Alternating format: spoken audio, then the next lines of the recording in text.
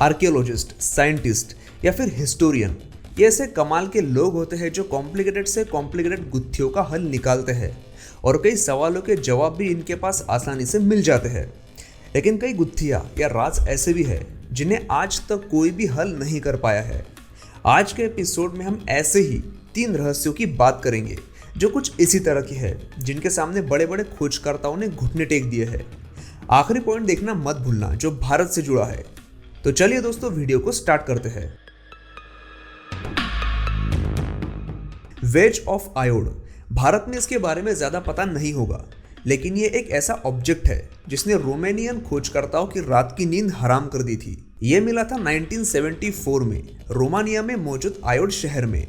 Researcher के मुताबिक ये पूरी तरह से एल्यूमिनियम से बना एक ऐसा टुकड़ा था जो किसी बड़े धातु की चीज का हिस्सा था। जैसे जैसे इस पर रिसर्च होती गई, सवाल और भी बढ़ते गए। खोजकर्ताओं को समझ में आया कि ये ऑब्जेक्ट 450 साल पुराना है और ये एल्यूमिनियम से बना है, लेकिन एल्यूमिनियम बनाने के लिए कम से कम 1000 डिग्री के तापमान की जरूरत होती है।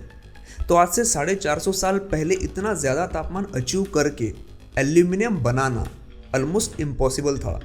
और जैसा कि हमें पता है कि एल्यूमिनियम नेचर में रेडीमेड फॉर्म में नहीं मिलता, उसे आर्टिफिशियली ही बनाना पड़ता है। इतिहासकारों के मुताबिक पहली बार एल्यूमिनियम का प्रोडक्शन 18वीं सदी में शुरू हुआ था।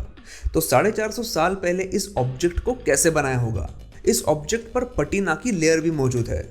जब कोई भी मेटेलिक ऑब्जेक्ट जमीन में गड़ जाता है तो उस पर एक हार्ड कोटिंग बनने लगती है, जिससे मेटल की चीज पत्थर जैसी दिखने लगती है।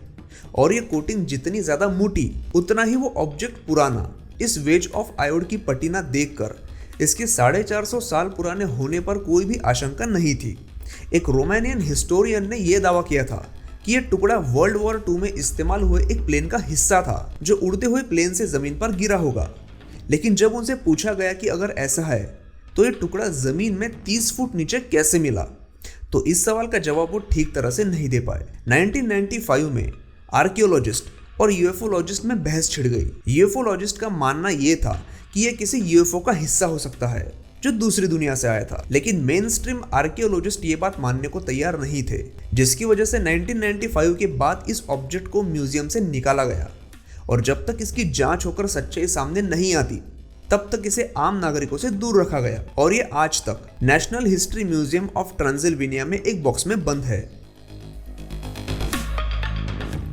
अब मैं आपको बताऊंगा एक ऐसे साधारण से दिखने वाले मटके के बारे में जिसने वैज्ञानिकों को परेशान करके रखा है। यह मटका मौजूद है कश्मीर में। कश्मीर के बारामूला में एक दत्त मंदिर है जो पांडवों ने बनाया था। इस मंदिर में एक ऐसा मटका है जो हमेशा पानी से भरा रहता है। हमेशा मतलब साल के 12 महीने, चाहे आप उसमें से कितना भी पानी निकाल लो, उस मटके का पानी कम नहीं होता है।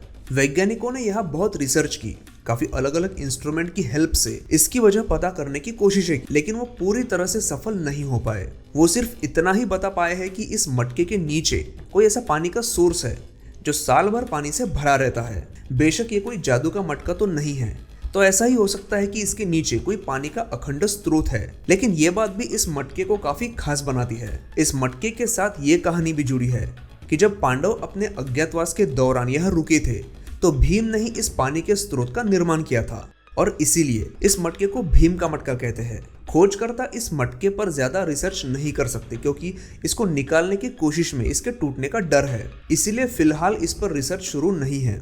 लेकिन यह मटका अपने आप में बुद्धि और साइंस का एक अनोखा मेल है जो हजारों साल से यही टिका हुआ है।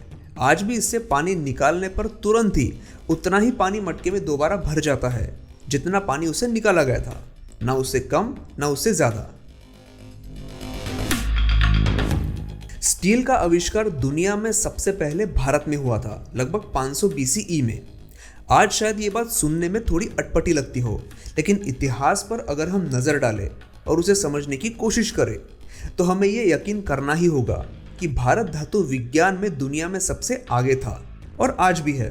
आज भारत सालाना 99.6 मिलियन टन स्टील का उत्पादन करके पूरी दुनिया में दूसरा स्टील उत्पादक है।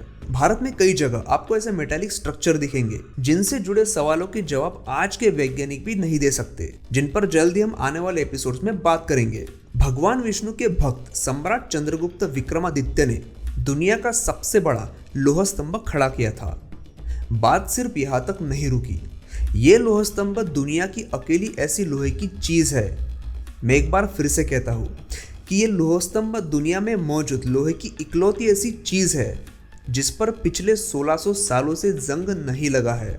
ये बात सुनने में मामूली लग सकती है और इस स्तंभ के बारे में बेशक आपने इसके पहले सुना ही होगा, लेकिन इस वीडियो में इस लोह स्तंभ के बारे में मैं इसीलिए बात कर रहा हूँ क्योंकि ये स्तंभ भी ऐसी ऐतिहासिक धरोहरों में से एक है जिसके सामने दुनिया भर के वैज्ञानिकों ने और खुद विज्ञान ने घुटने टेक दिए हैं। क्योंकि इस लोह स्तंभ की मिस्ट्री सुलझाना तो दूर, आज के साइंस का इस्तेमाल करके भी ऐसी लोहे की चीज बनाना नामुमकिन है। तो इसी बात पर वीडियो को एक लाइक जरूर करिए। आपके एक लाइक से और शेयर से ये वीडियो ज़्यादा लोगों तक पहुंचने में मदद हो सकती है और इवेंचुअली हमारे इतिहास की ये बातें जिन पर ज़्यादा लोग बात करना पसंद नहीं करते और ज़्यादा वीडियोस भी कोई नहीं बनाता, तो ये बातें ज़्यादा लोगों तक पहुंचेगी। और इस वीडियो के स्टार्टिंग में जो टीज़र आपने देखा था, अगर वो आपको पसंद आया हो तो पूरा गाना देखने के लिए आप नीचे डिस्क्रिप्शन में दी हुई लिंक पर क्लिक करें और पूरा गाना ज़रूर देखें। आई होप जैसा सपोर्ट आप यहाँ दिखाते हैं वैसा ही सपोर्ट आप मेरे उस चैनल को भी ज़रूर दोगे। तो चलिए दोस्तों, इसी के साथ आज का वीडियो हम खत्म करते हैं और मैं मिलता हूँ आपको अगले एपिसोड में ऐसे ही इंटरेस्टिंग फैक्ट्स के साथ।